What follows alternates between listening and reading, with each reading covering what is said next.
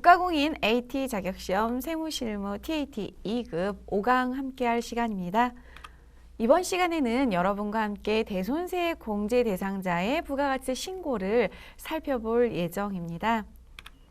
대손세 공제 대상자의 부가가치 신고에서 저희가 살펴볼 부분은 먼저 매출을 했는데 그 매출한 거에 대한 매출 채권이 회수가 되지 않아서 대손이 발생했습니다. 대손세액 공제해 주세요 라고 하는 처리 부분에 대한 내용들을 보실 텐데요. 그렇다면 대손세액 공제 요건이 어떤 게 있을까 그거를 먼저 검토를 해보셔야 되겠어요. 그래서 저희가 대손세액 요건을 갖추고 나면 부가가치세법상 대손세액 공제 신고서를 작성을 해서 그 매출 채권에 대해서 회수되지 못한 거에 대한 회계 처리까지 이어지게 되는 부분들 만나보실 거고요. 실제로 그 프로세스가 어떻게 진행되는지 보실 거고, 마지막에 부가가치세 신고서에 대손세액 공제 부분이 반영되는 란이 어떻게 반영이 되는지 살펴보실 것입니다. 먼저 대손세액 공제라는 이 표현 자체에 대한 의미 이해를 좀 하고 가셔야 되는데요. 여러분, 대손은 떼었다 이렇게 생각하시면 돼요. 혹시 친구한테 돈 빌려주시고 떼인 적 있으세요? 네, 있으실 것 같기도 하고요. 가장 친한 친구면 아마 한 번쯤은 돈을 빌려주고 빌려받고 뭐 이렇게 하셨을 것 같아요. 그런데 대손이라는 의미를 저희가 일상생활에서는 많이 안 쓰고 회계 쪽, 세무 쪽에서 사용을 하다 보니까 되게 생소하게 느껴지는, 근데 떼인 돈 뭐 이런 느낌으로 바라보시면 어렵지 않을 것 같습니다. 저희가 매출을 일으키고 나서 매출자 입장에서 부가세까지 뜯어오게 되거든요. 매출세액으로.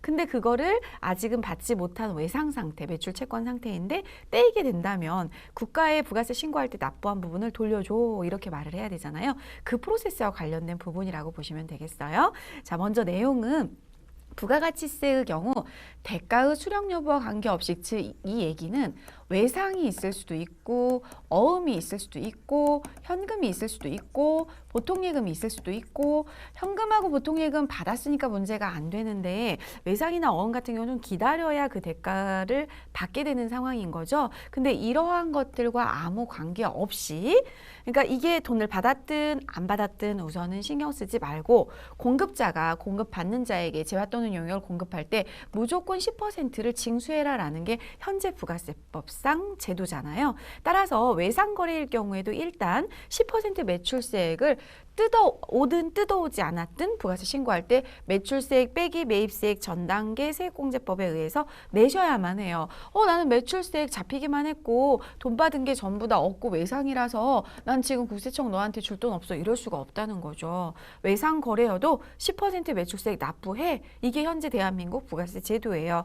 그러나 거래 상대방이 나중에 문제가 생겨가지고 저희가 못 받게 되는 게 확정이 되게 됐을 때는 국세청이 알았어, 다시 돌려줄게 이렇게 말을 하게 돼요. 따라서 거래 상대방의 파산, 부도 등의 사유로 외상대금을 회수할 수 없게 된다면 미리 납부한 매출세액을 공제해 주는데 이를 대손세액 공제라고 해요. 그래서 이번에 내야 될 매출세액 부분에서 요만큼은 빼고 내 이렇게 이제 되는 거예요. 따라서 여러분 부가세 신고서에 보시면은 매출세액 자리에서 이런 상황이 발생하면 마이너스로 표기가 돼서 그 부분이 공제되는 효과를 나타나게 되는 거죠. 이걸 대손세액 공제라고 해요. 이걸 국어 그대로 다시 해석해보면 부가가치세액을 떼이게 되어서 매출세액을 낸 부분이 있다면 이 매출세액 부분 떼이게 된 부분을 다시 매출세액에서 차감해서 공제해 줄게, 이런 제도라고 보시면 돼요. 자, 그러면 매출에 대한 대손 처리는 부가가치세법상 어떠한 사유를 가지고 있고 대손세액 공제 시기는 그럼 언제 해줄 것이냐라는 게 이제 규정이 되어 있는데요. 대손 사유는 거래 상대방이 문제가 생기는 케이스가 되게 많다 보니까 저희 자료 정리해 놓은 거 요 정도만 보고 가시면 시험 문제에서는 여길 벗어나는 경우는 많지 않은 것 같아요. 채무자가 파산, 강제집행, 형해집행 또는 사업의 폐지를 하게 됐다. 채무자가 사망, 실종, 행방불명되게 됐다. 회생계획 인가 또는 면책결정으로 회수불능이 확정됐다. 그리고 이제 상법이나 수표법이나 어음법이나 민법이라는 기타 법들이 있는데 이런 법에 의해서 소멸시효 완성되는 그 기간이 있어요. 소멸시효가 완성됐다. 부도 발생일로부터 여긴 별표 좀 해놓을게요. 부도 발생일로부터 6개월 이상 경과한 수표나 어음상의 채권과 중소기업의 외상매출금. 요거는 이제 시험에 나왔을 때 대손 사유를 보시고 부도 발생일이라는 단어가 나온다면 6개월 이상 경과를 해야지만 대손을 확정을 지을 수가 있어요. 회수기일이 6개월 이상 경과하는 소액채권 30만 원 이하, 중소기업의 외상매출금으로서 회수기일이 2년이 경과한 외상매출금. 그래서 사실은 시험에 많이 나오는 거는 제가 지금 동그라미 친 내용들이 좀 시험에 많이 나오고요. 이 파산도 좀 많이 나오는 편이에요. 이런 용어 정도 기억하고 계시면 되고, TAT 2급 기출문제를 보시면 대손세 공제 신고서 작성해라 이렇게 나온다면 사유를 이걸로 줄 수밖에 없어요. 하지만 부도 발생일로부터 6개월 경과했는지 안 했는지는 수험생들이 잘 판단하게 문제를 내는 편이라서 6개월 경과 안 했다 그러면 대손 확정 지으시면 안 되는 거고, 경과했다 그러면 대손 확정 지어서 대손세 공제에 반영하시면 되는 거예요. 자, 그리고 부가가치세 신고는 저희가 법인이기 때문에 1기 예정, 1기 확정, 2기 예정, 2기 확정 이렇게 진행을 하잖아요. 대손세 공제는요, 예정 확정 때 다 해주는 건 아니고요. 확정 신고 때만 해줘요.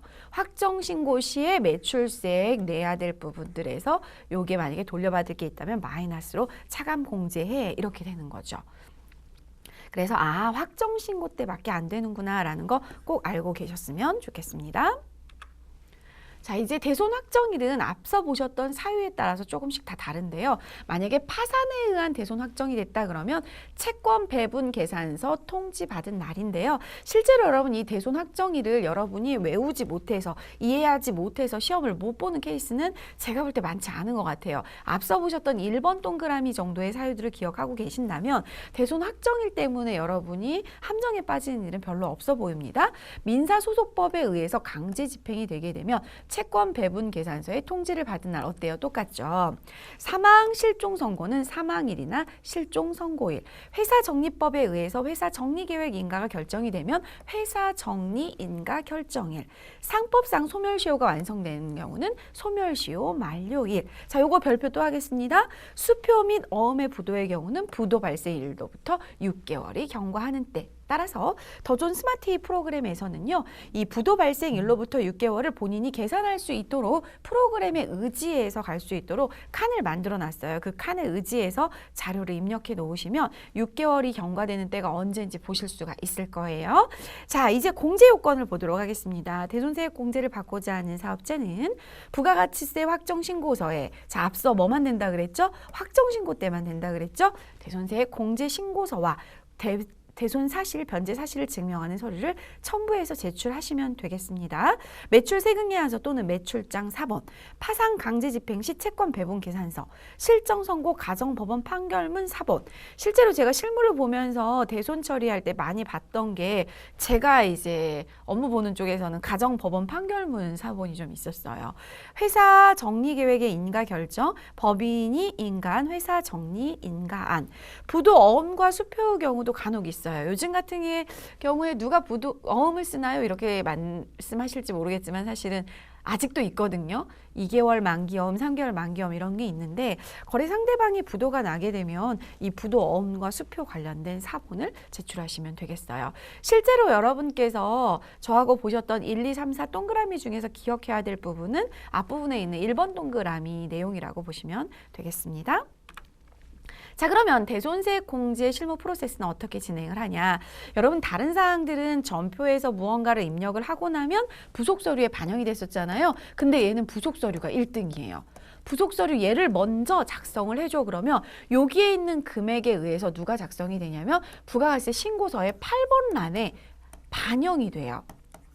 따라서 관련 문제를 보시고 앞서 보셨던 대손 확정 사유에 해당이 된다면 대손세액 공제 신청서에 들어가셔서 이 내용을 작성하시면 돼요.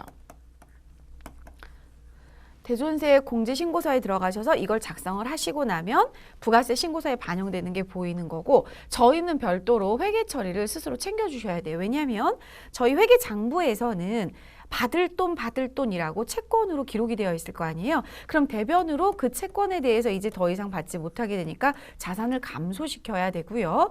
매출세액 돌려줘라고 국세청에 대손세 공제를 요청하는 상황이니까 매출세액에서 만약에 여러분 저희가 대손이 확정돼서 매출세액에서 차감해야 되는 상황이 발생을 하면 매출세액 부가가치세 신고서 상단부에 내야 될 매출세액에서 8번 란에 마이너스로 부가가치세가 반영이 되게 돼요. 따라서 그 공제받는 부가가치세는 매출세액에서 차감해라는 게 현재 세법 입장이에요. 매출세액은 대변에 최초에 분계가 되죠. 그래서 대변의 부가세 예수금을 차변으로 분계를 하시면 매출세액에서 차감하는 게 되는 거예요. 자, 그러면 여러분 저희가 만약에 110원만큼 매출을 했다고 볼게요. 그러면 이 10원은 앞서 우리가 부가세 신고할 때 이미 부가세 정리분계를 하면서 납부를 하셨을 거 아니에요. 그런데 지금 내야 될 이번 기수에 내야 될 확정 때 내야 될 금액에서 이 10원을 차감한다면 결과적으로는 돌려받는 꼴이 되겠죠. 하지만 거래처가 문제가 생겨서 대손이 확정돼서 못 받게 돈 100원에 대해서는 저희가 손해보고 마는 거죠. 그런데 이제 발생주의 회계를 하다 보면 이런 걸 대비하기 위해서 12월 31일 결산 때 대손 충당금이라는 걸 설정을 하게 되죠. 요 설정한 금액들이 2월 돼서 넘어왔을 거예요. 따라서 합계잔액 시산표에 가셔가지고 약으로 쓸게요. 조회를 해보는 거예요. 어느 날짜로? 확정일 날짜로. 대손 확정일 날짜로 조회를 해서 이렇게 결산 시 반영이 나온 충당금이 아직도 남아있다면 그거 끌어다 쓰고요. 만약에 끌어다 쓰고도 부족하다 그러면은 바로 판매비와 관리인 대손상각비 처리하셔야 돼요. 만약에 대손 충당금 항아리에 우리는 100만큼 못 받게 됐는데 60만큼이 있다 그러면 대손 충당금은 60을 가져가게 되는 거고 대손상각비는 40을 가져가게 되는 거죠. 여기까지가 대손세 공제 신고서 프로세스인데요. 여러분은 앞서 이런 내용을 좀 보셨을 거예요. 매출한 내용에 대해서는 못 받게 된 거를 공제를 받게 되는데 만약에 어떤 의문이 드냐면 그쪽 거래처가 기사회생해서 다시 살아났어요. 그래서 미안해 내가 지난번에 못 준 거 외상값 다시 줄게라고 했어요. 그러면 110원 이렇게 돌아오겠죠. 이제 그럴 일이 있거든요. 그럼 이제 발생하고 끝나는 게 아니고 다시 기사회생해서 돈을 회수하게 됐다면 다시 국세청은 뭐라 그러겠어요? 야, 너 지난번에 매출세액 차감한 거 다시 토해내 이럴 거 아니에요? 그럼 다시 저희는 매출세액으로 10만큼을 잡아요. 그리고 충당금 항아리에다가 100만큼을 다시 넣어놓게 되는 거죠. 이러한 프로세스로 회계 처리가 되는데요. 실제로 저희 시험의 빈도수가 높은 건 아직까지는 대손 발생 시에 대한 시험이 이제 출제가 계속되고 있었다고 보시고요. 조금 더 이제 시간이 흘러서 저희가 좀 더 심도 있게 문제가 나오게 된다면 대손금 회수 문제들도 향후에는 나올 가능성이 있죠. 그래서 회계 처리 꼭 이해하시고 가셔야 되겠습니다. 실제로는 대손세 공제 신고서 작성하면 바로 부가세 신고서 여셔도 돼요. 그리고 이 회계 처리를 나중에 하셔도 되는데 이제 논리적으로 보면 대손세 공제 신고서에서 공제 못 받게 된 아이가 회계 처리가 되고 그 내용이 부가세 신고서에 어디 있어? 이렇게 보시는 툴이라고 보시면 되겠어요. 자, 이제 대손세 공제 신고서 문제를 한번 풀어보도록 할게요. 자료는 주식회사 바이오주의 매출한 거래 내역인데요. 2017년 12월 10일이 작성 일자로 되어 있네요. 꽤 오래된 채권인데요. 그때 당시 이 3,300만 원을 전액 다 외상으로 신용거래를 한 거예요. 그런데 채권 소멸시효가 완성이 2020년 12월 10일 날 소멸시효 완성에 의해서 어쩔 수 없이 못 받게 된 상황이 됐어요. 그러면 저희는 확정신고 때 이 작업을 할 수 있으니까 2020년 10월부터 12월 거 대손세 공제 신고서를 여셔서 그 내용을 기록을 해주시면 되겠고요. 이 내용을 기록하고 나면 부가가치세 확정신고서에 8번 란에 이 내용이 마이너스 금액 얼마로 300만 원으로 반영되어 있는 걸 확인하실 수가 있어요. 자, 문제 볼게요. 자료에 의한 대손 요건을 판단하셔서 대손세 공제 신고서를 작성하라는데 사실은 자료가 이거 하나밖에 없어서 대손 확정 확실하다고 보여지는 시험 문제이죠. 그리고 소멸시효 완성이라고 확정돼서 나오죠. 작성하시면 되겠고요. 이 내용을 부가세 확정신고서에 반영하라고 하는데 조회만 하시면은 8번 란에 반영된 걸 보실 수가 있고요. 대손 확정일에 대손세 공제 및 대손 채권에 대한 회계 처리를 입력하라고 하니까 12월 12월 10일이죠, 여러분. 12월 10일 여기 나와 있는 12월 10일자로 저희가 내용을 입력을 하셔야 되겠죠. 따라서 12월 10일자로 전표 입력까지 총 3가지를 진행하시면 되겠네요. 자, 그러면 더존 스마트A 프로그램에 가셔서 대손 세액공제 신고서 먼저 작성하시고 부가세 신고서를 먼저 문제 순서대로 조회하시고요.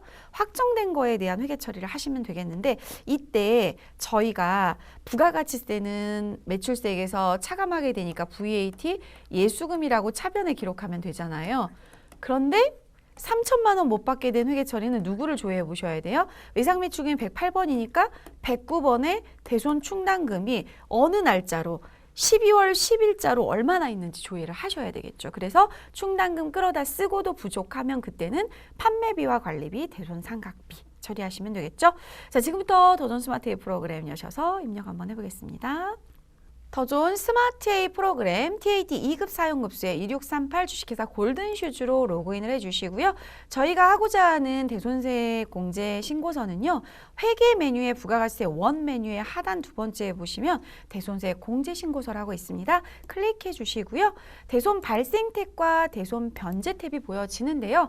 대손 발생 탭은 매출자 입장에서 대손이 발생되거나 아니면 매출자 입장에서 대손금이 다시 회수되거나 이런 케이스에 쓰는 탭이고요. 대손 변제 탭은 매입자 입장이라고 기억을 하시면 돼요. 매입자가 대손을 변제하게 됐을 때. 자, 저희 문제는 대손 발생 탭에서 작업을 하시면 되고요. 저희가 2017년 12월 10일에 주식회사 바이오슈즈에 매출을 했던 외상대금 3,300만 원을 못 받게 됐죠. 따라서 저희 2기 확정 때 이걸 반영해라라고 했기 때문에 10월부터 12월까지 열어주시고요. 사유는 쭉 나오는데 골라잡기 하시면 돼요. 뭐 때문에 대손이 발생했어? 얘는 뭐라 그랬죠, 여러분? 소멸시효 완성. 자, 소멸시효 완성이라는 부분을 내용을 쭉 보니까 골라잡기 하려고 보니까 소멸시효 완성이라는 글씨가 안 보여요. 그럴 때는 어떻게 해요? 비슷한 거 찾으시면 되겠죠? 6번에 보시면 여러분 뭐 나와 있어요? 채권 시효 소멸 이렇게 나오죠? 만약에 이렇게 찾다가 내용이 정확한 게 없다 그러면 기타 입력해가지고 직접 입력하시면 되겠고요. 대손 기준일은 소멸시효 완성일이 2020년 12월 10일이고요. 이 날짜에 2020년 12월 10일에 대손이 확정되는 거고요. 대손 금액에다가는 부가가치세 포함한 3,300만 원을 입력하시면 본인이 알아서 부가세 부분만 대손세액에 넣어주는 프로세스입니다. 여기에 3천만 원을 입력하시면 안 돼요. 못 받은 금액은 부가세까지 포함한 3,300만 원이고요. 그중에 세액이 300만 원이라고 프로그램에서 자동으로 산출이 되고요. 거래처는 F2키 누르셔서 바이오 슈즈 선택해 주시면 되겠습니다. 자, 엔터 하시면 요게 끝. 간단하죠? 이렇게 해서 대손세액 공제 신고서를 작성을 하셨잖아요.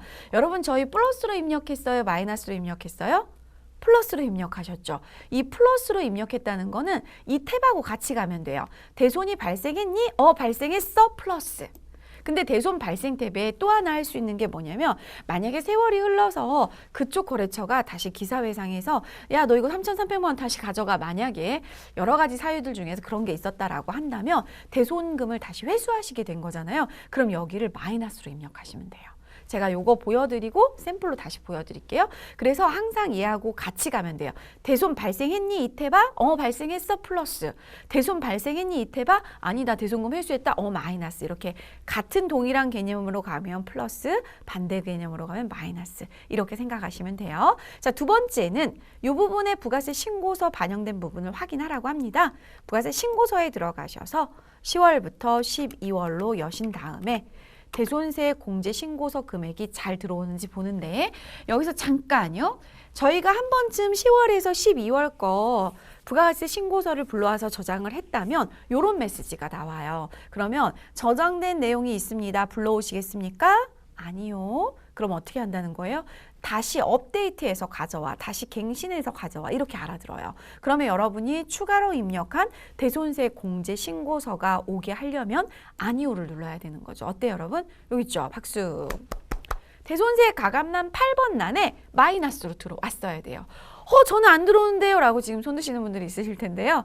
여기서 만약에 마지막 줄까지 이렇게 엔터를 안 치시면 얘는 이걸 저장을 못할 수도 있어요. 또는 커서가 깜빡깜빡이고 있는 상태에서 나 다 했어요 하고 기다리시고 계시면 얘가 엔터를 안 쳤기 때문에 저장을 안 했을 수 있어요. 정 불안하면 닫으시면 돼요. 그러고 나서 새로 불러오기를 누르시면 다시 메인 매출 전표 입력과 관련 서식에서 모두 새로 불러오기를 한단 말이에요. 그럼 300만 원 확인하시면 되는 거예요.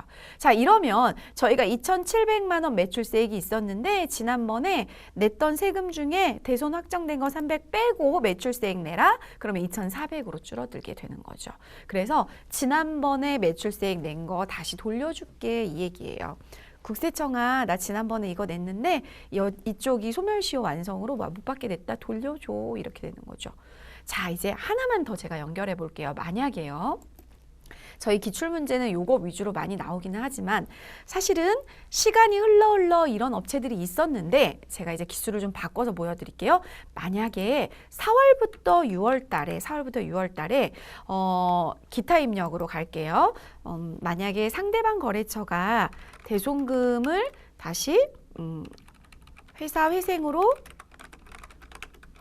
대손금을 회수하게 됐다. 이렇게 한번 얘기를 해볼게요. 그래서 2020년도 5월 30일에 회수를 하게 됐다. 그럼 이제 이게 대손 기준일이 되는 거잖아요.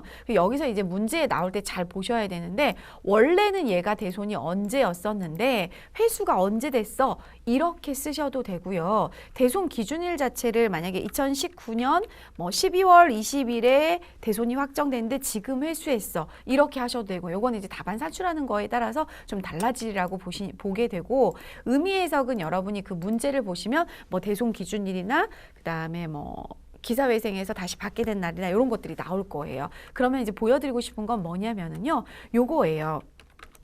만약에 저희가 2019년 12월 20일 날 대손이 확정이 됐고 그리고 2019년 12월 20일 날 대손 확정된 거를 다시 회수하게 됐다. 그러면 여기는 대손 기준일, 대손 확정일이 돼서 이렇게 제가 기록을 했는데 혹시 문제에서 코멘트가 있으면 그거 따라가시고 대손 금액은 마이너스 만약에 220만 원이에요. 제가 기록을 해볼게요. 이렇게. 그러면 그때 당시 220만 원을 못 받게 됐었는데 지금 다시 회수하게 됐어. 그럼 이렇게 해석하셔야 되겠죠.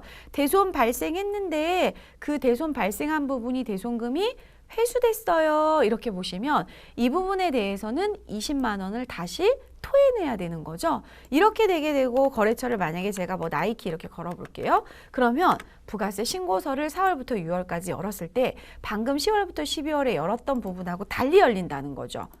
자, 열어놓고 확인한 다음에 제가 삭제할 거예요.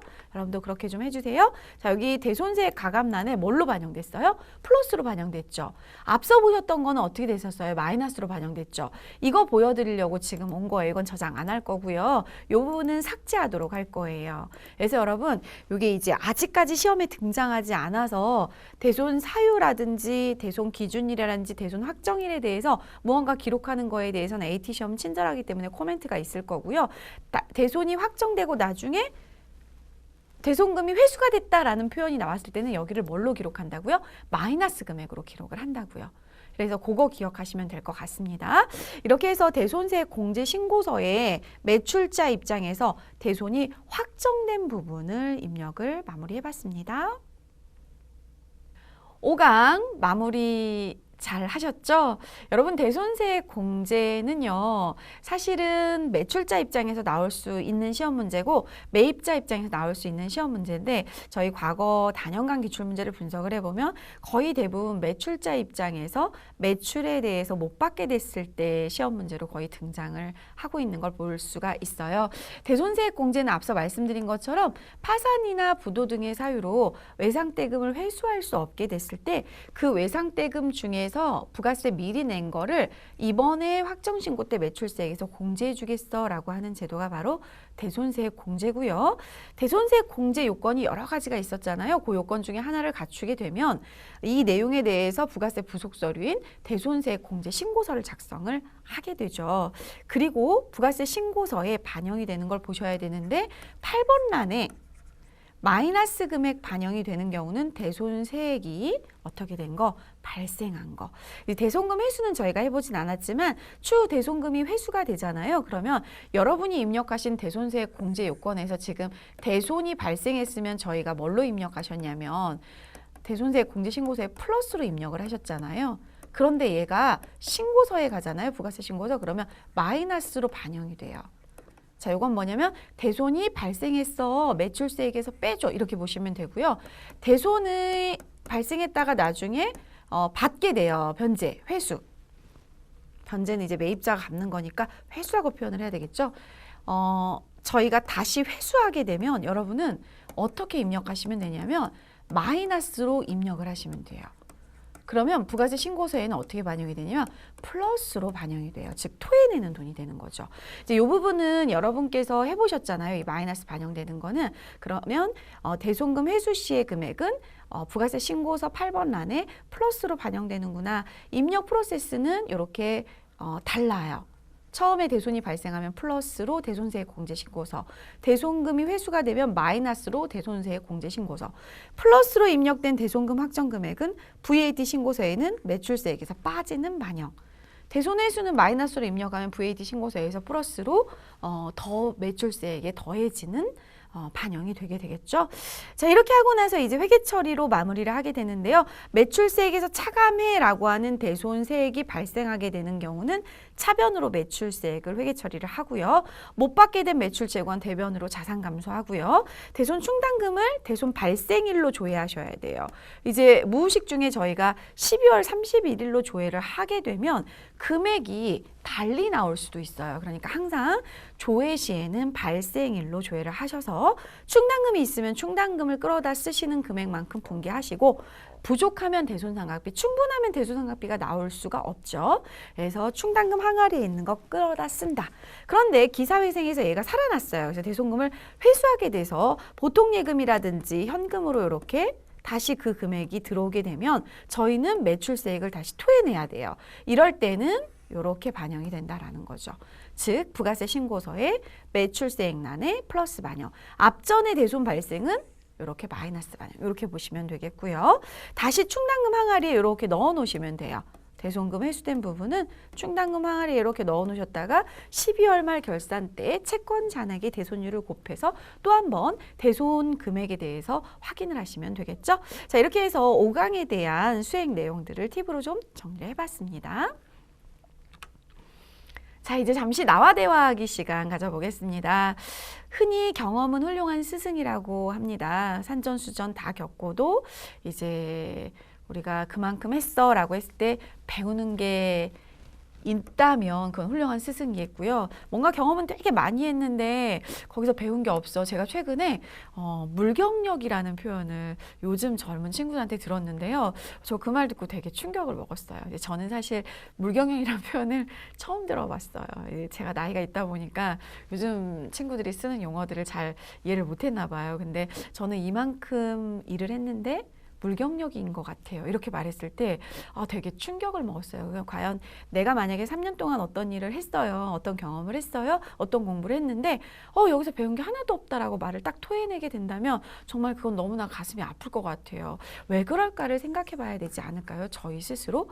경험에서 배우기 때문에 훌륭한 스승이라는 이런 내용들이 있을 텐데 경험에서 내가 아무것도 못 배우고 그 수많은 시간들을 경력을 쌓지 못하고 스스로 표현해내지 못해서 물경력이라고 만약에 말을 한다면 사실은 여러 가지 환경적인 요인은 우선은 있겠지만 나의 마음가짐에 문제가 있지 않았을까라는 생각도 해요. 어떤 환경에 노출이 돼서 그 일을 감당하게 되거나 그 공부를 하게 됐을 때 어떤 사람은 거기에서 나한테 이 일이 주었다면 배울 게 있지라고 하는 사람이 있고요. 어떤 사람은 이걸 내가 해야만 해? 왜 해야만 해? 이렇게 이제 부정적으로 생각하는 사람들이 있어요. 그 태도의 문제가 아닐까요? 따라서 어떤 경험을 하게 되시더라도요. 여러분과 저는 그 경험에서 무조건 뭔가를 얻어내셔야 돼요. 그걸 자꾸 생각해내시고 발견해내시면 그 경험이 저희한테 되게 좋은 성과표로 나타나서 여러분의 그 다음 경력으로 옮겨가실 때 그 아이가 밑거름이 돼가지고 토양이 돼서 아마 여러분 인생에 성숙된 어떤 결과물들이 나타날 거예요. 그래서 여러분 앞으로 어떤 일을 하시든 공부를 하시든 물경력, 물공부 이런 표현이 자기 스스로 안 나올 수 있도록 그 매 순간순간을 지냈으면 좋겠고요. 또한 저와 함께하는 이 시간 역시도 여러분한테 정말 소중한 시간이 됐으면 좋겠어요. 강의 들으시느라고 고생 많으셨습니다.